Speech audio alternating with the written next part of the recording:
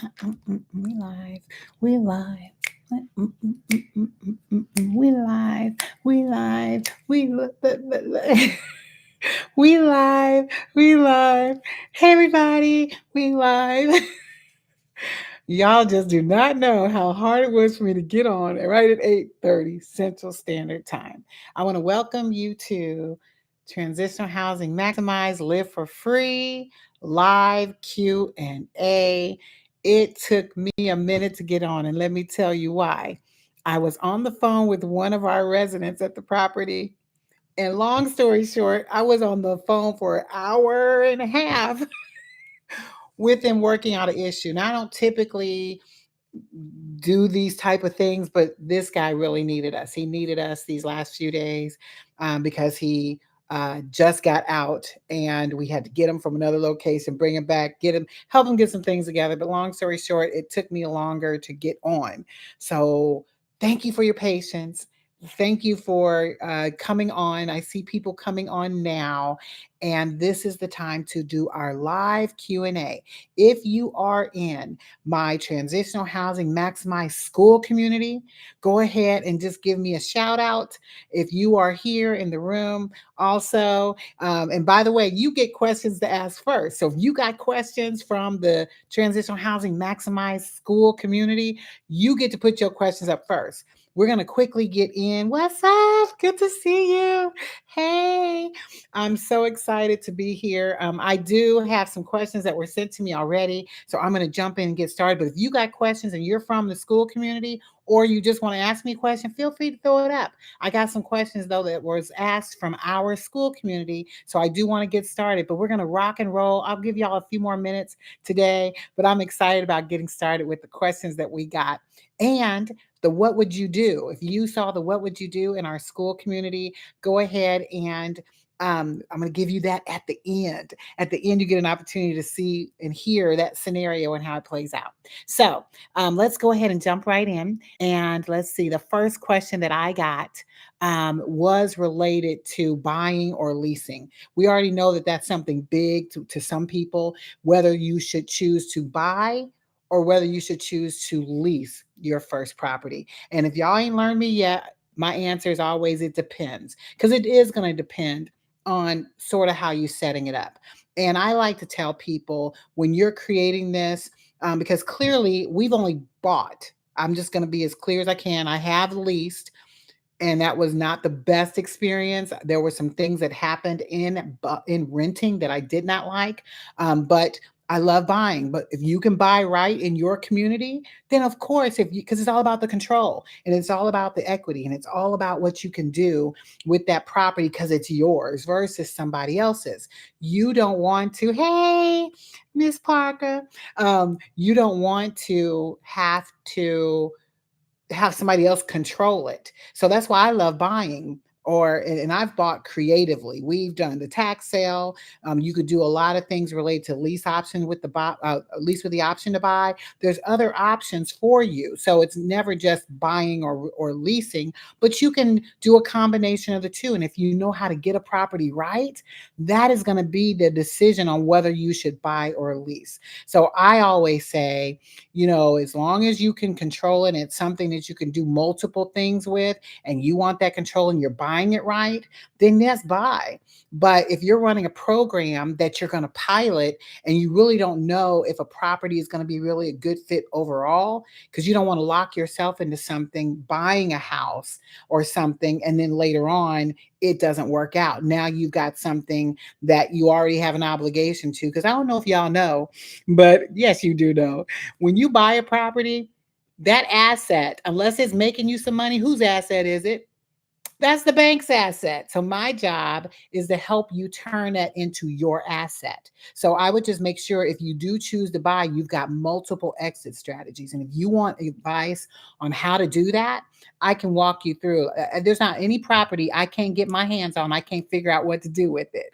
So I would just encourage you, if you are going to buy, make sure that that you are able to make sure that you are able to understand what you're getting first, and there's multiple ways that you could get it in. Now I can't tell Miss O'Neill, are you in my and are you in the school community? Let me do ask that. I do have to ask if you are in the school community. So respond to me. Are there any challenges that are specific? Oh my God, there's several challenges. Yay! So because you're here, I'm going to answer your question next. But as you guys are looking at properties that you're going to buy or lease, let's talk through it because I want to make sure you do the right thing for you that's going to make sense because there are advantages obviously for buying as long as it's an asset, but you need to create that and you need multiple exit strategies. As you heard me say before, leasing, like it was not the best of experiences when I leased. And I'll just say, just to keep it high level, because it was so far out, it took us a minute to get to. Most of the properties we get to are pretty close by, but this one was further out. We had to move pretty quickly to make the decision, but we didn't really rent it right. And we locked in for a long term. So we had to figure out how to creatively get out of that contract with that landlord and make sure we had the proper things in place with a master lease, things like that, but it just didn't work out well for me. I didn't like how it was structured when we were quickly trying to jump into it. So I would just make sure if you are going to rent, you get into it the right way. And I've learned my lessons there, but we want to make sure you get into it the right way and you set it up proper. All right. So Miss O'Neill, are there any challenges that are specific to California as opposed to other locations? So I'm just going to say your biggest opposition, at least to me, is the cost of those houses out there makes it very challenging to create something that's affordable. But you've got a lot of pluses that work for you as well. Like you have waivers that we don't have. So when you can create ways in which you can make revenue for yourself there that can sort of offset that, but your cost of living is so high, it just makes it very challenging to create a program that is something that you can control. But it doesn't mean you can't do it. You just have to know what you're getting into and you get into it right.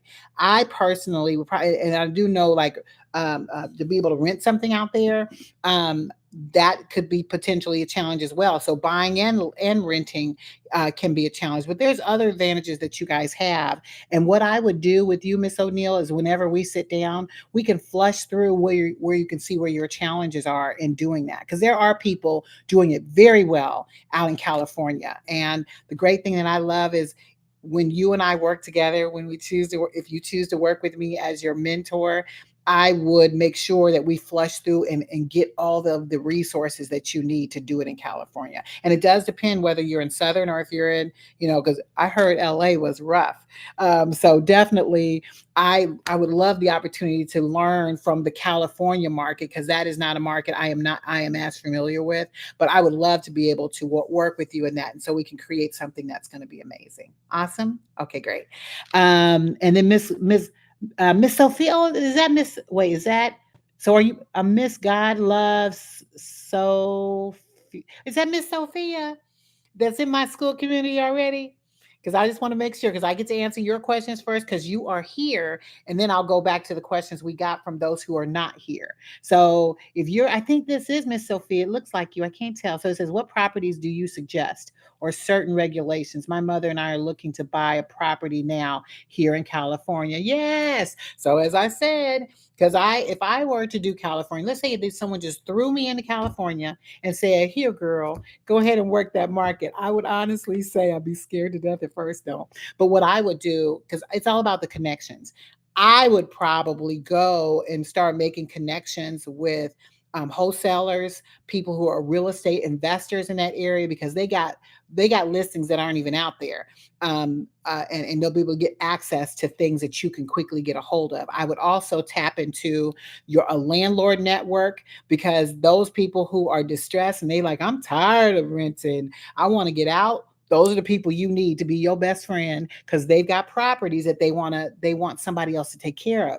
And that's the best other person's problem to have that you want. Tapping into that landlord market, tapping into those real estate investors. And that's what I am, a real estate investor. So I'm easily going to tap into that area just to find the right properties, and then deciding based on what you get coming to you, whether you can create something creative. See, I like creative financing. I like when somebody says, "Yeah, I'm tired," and you say, "You know what? Great. You have a mortgage on this, and you only have a few more years left on it. What if I just assume that, take that over? Now we can take over that mortgage.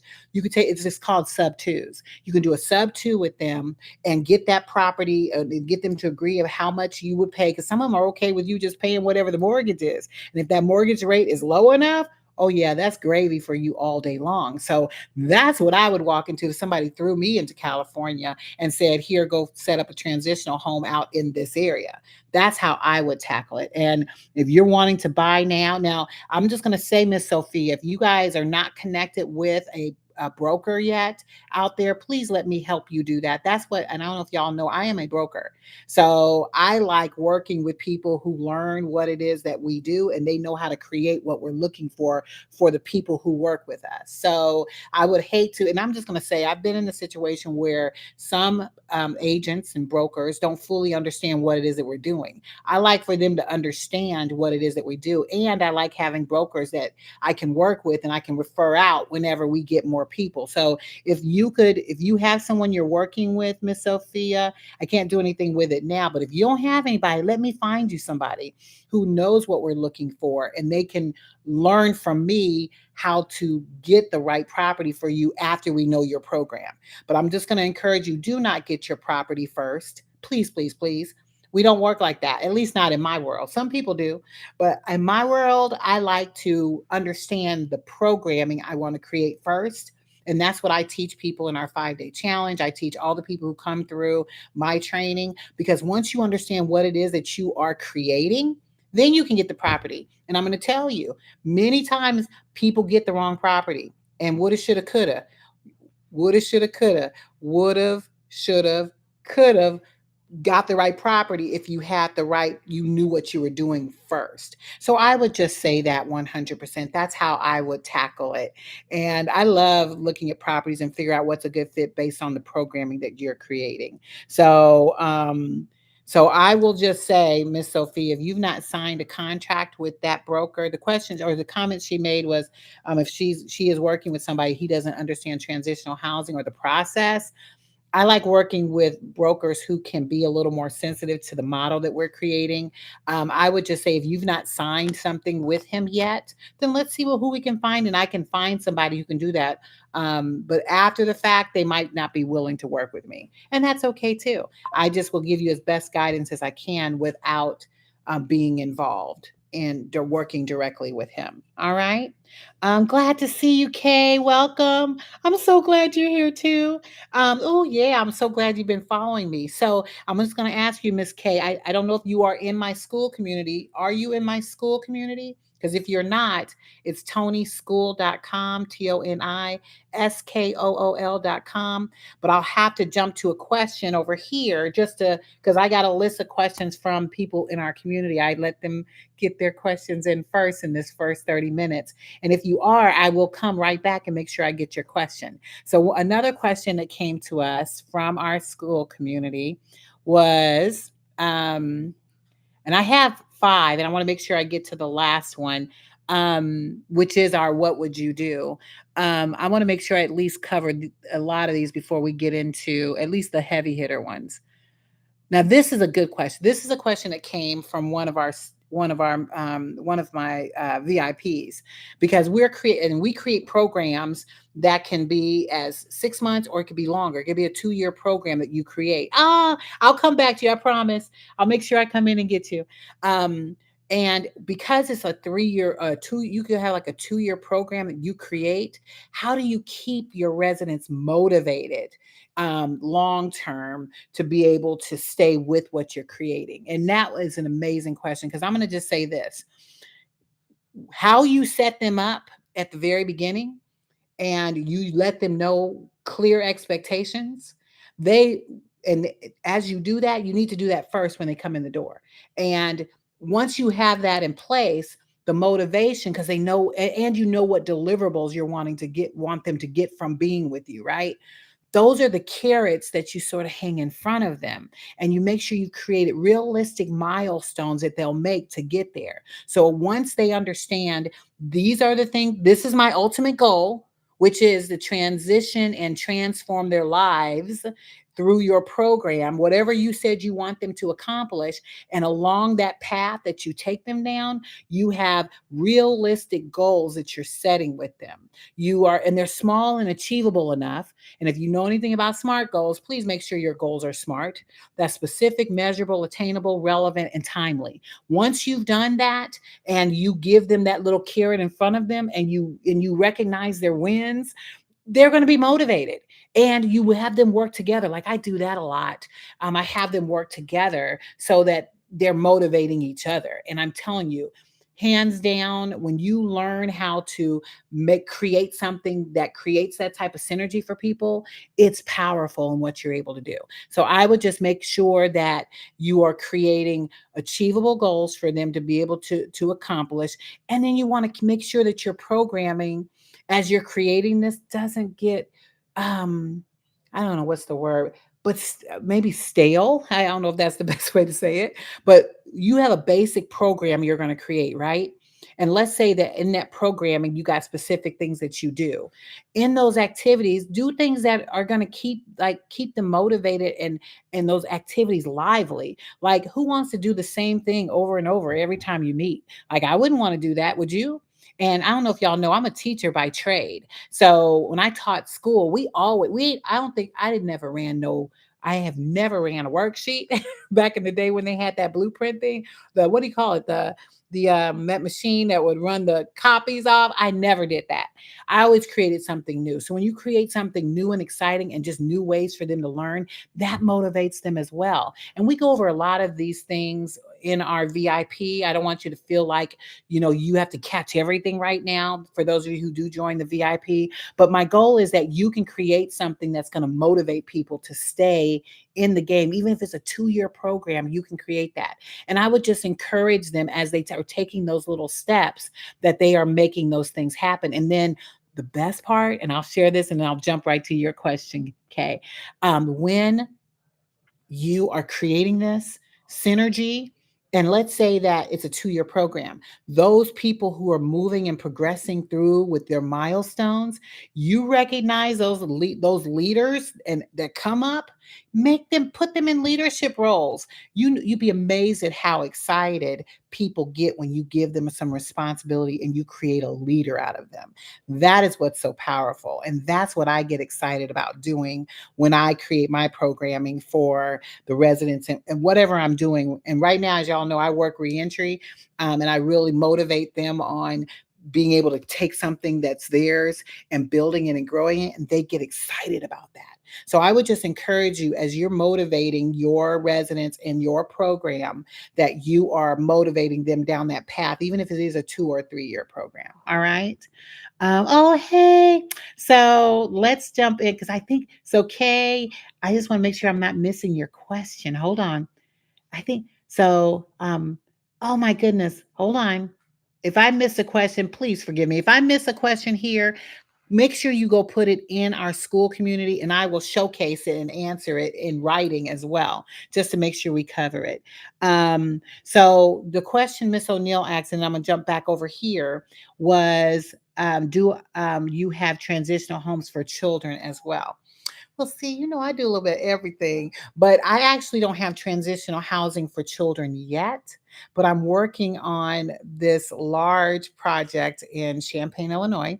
I'll just say, and I'll just share for those of you who don't know, my mother, who is I learned a lot from her.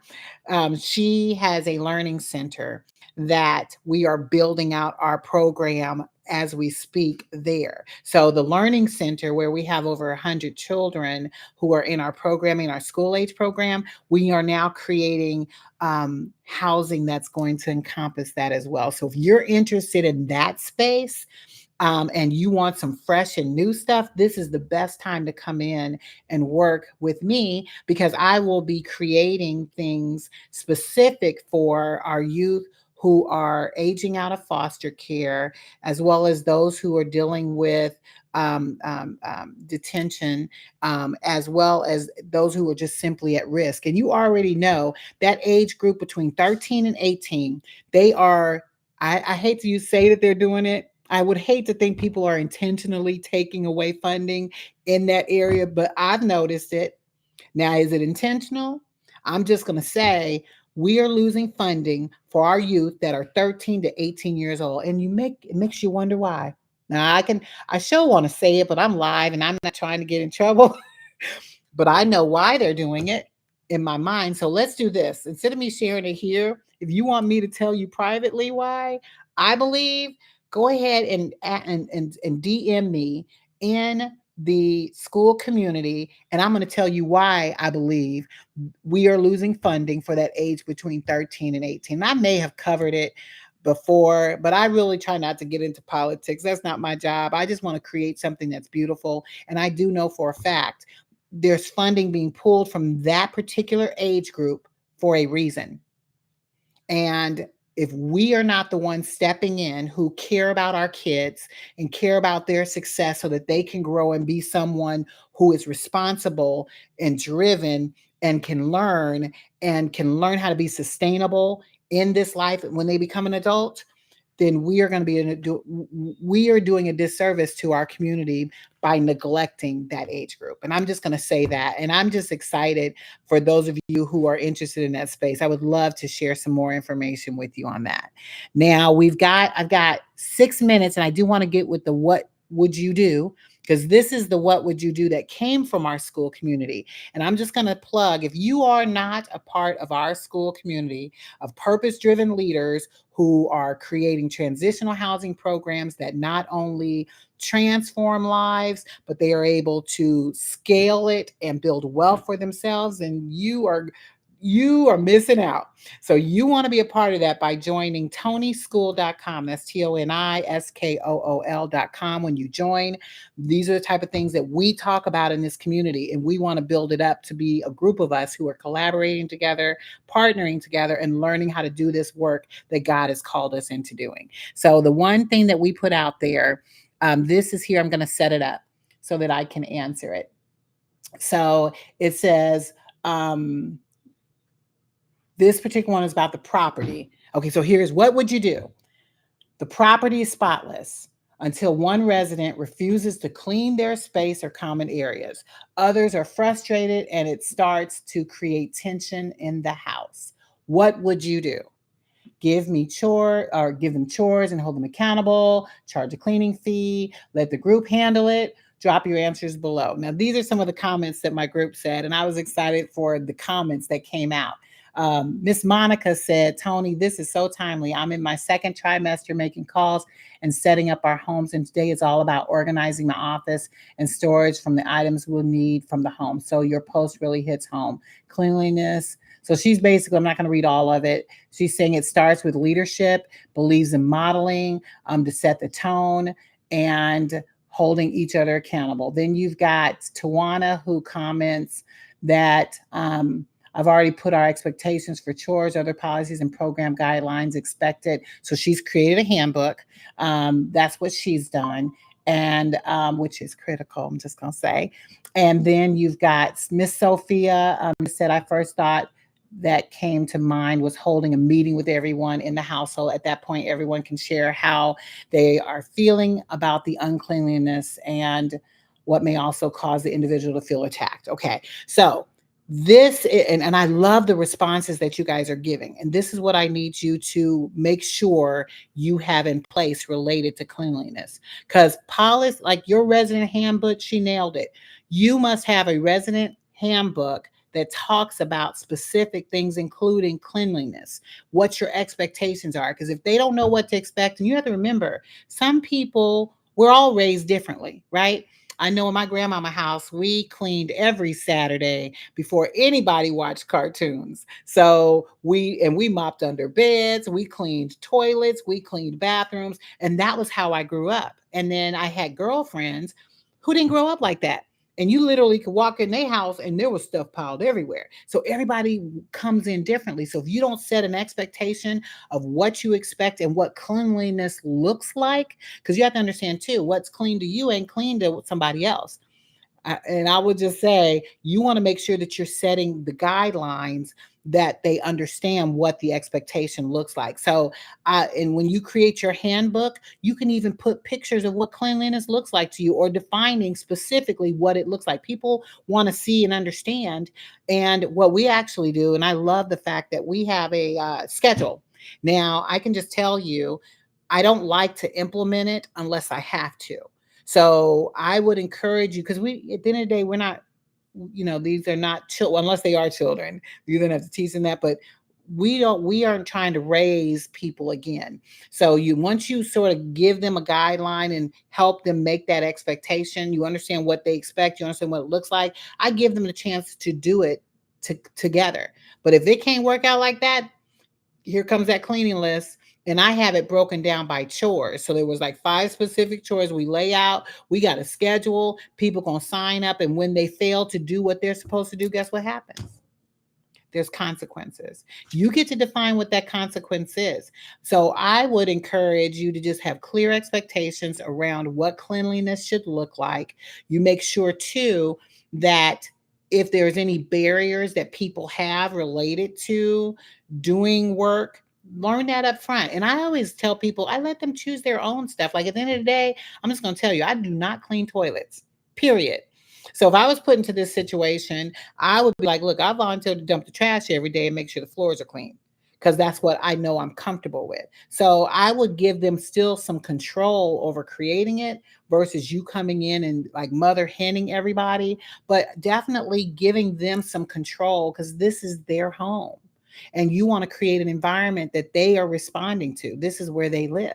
So I would just encourage you to, make sure there are no barriers to why individuals are not performing the work that they're doing. And in this particular case where the person did, like, they're acting out, I would talk to them privately. You know, Never put people on blast. Do things as private as you can, but as long as you got those expectations up front, they know what's expected, they understand, and you ask them up front, are there any barriers that you have that doesn't allow you to be able to clean? Because we had one person who had allergies. So because of the allergies, there were certain things that he couldn't do.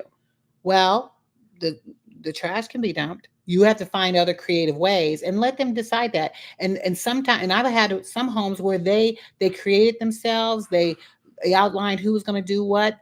They cooked food together. Like, those are things that they did to create that community that they wanted to have.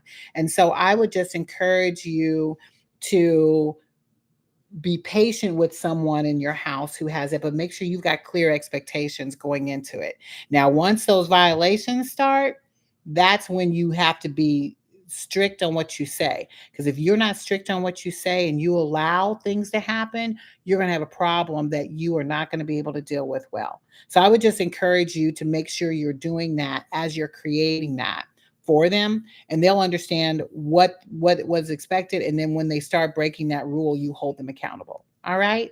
I wonder if I have room for one more question, just one more, because that's the what would you do. I'm going to ask one more question from the list, because I thought there was one more I wanted to that was asked earlier. I thought would have been great. Not that one. We can wait on that one for next. Okay, this is the one. Yes, let's do this one. So many of you know, transitional housing can have layers to it. And one person asks, can I combine transitional housing with sober living? So I'm going to say this, and I am very careful to make sure that, because you understand, sober living is considered a disability when you're dealing with an addiction. And that is a protected class, right? And I sort of know this is sort of where this question was coming from, because you can combine sober living and transitional housing together. And we do it all the time. And there's reasons why we do it. Because at the end of the day, we do not allow alcohol or drugs anywhere on the premises. And those are clearly things that we define, because you don't know what's triggering other people. So we've always done it. But if it's not a part of your programming, don't force it.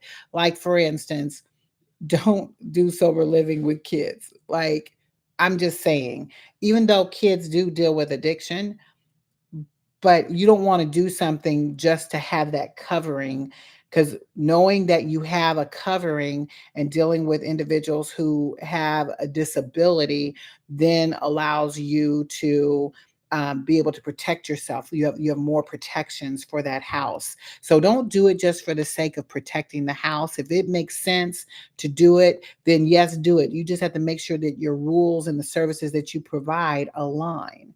And as you do that, you have to make sure it applies to all, and in whatever agreements you've created around that sobriety, you want it needs to be included. So if this is something you're going to have, then you're talking about potentially having testing and things like that. um, I can just tell you, because those are the documents, that documentation that people look for if you have a sober living environment, and that you also have measures if there are violations as it relates to that.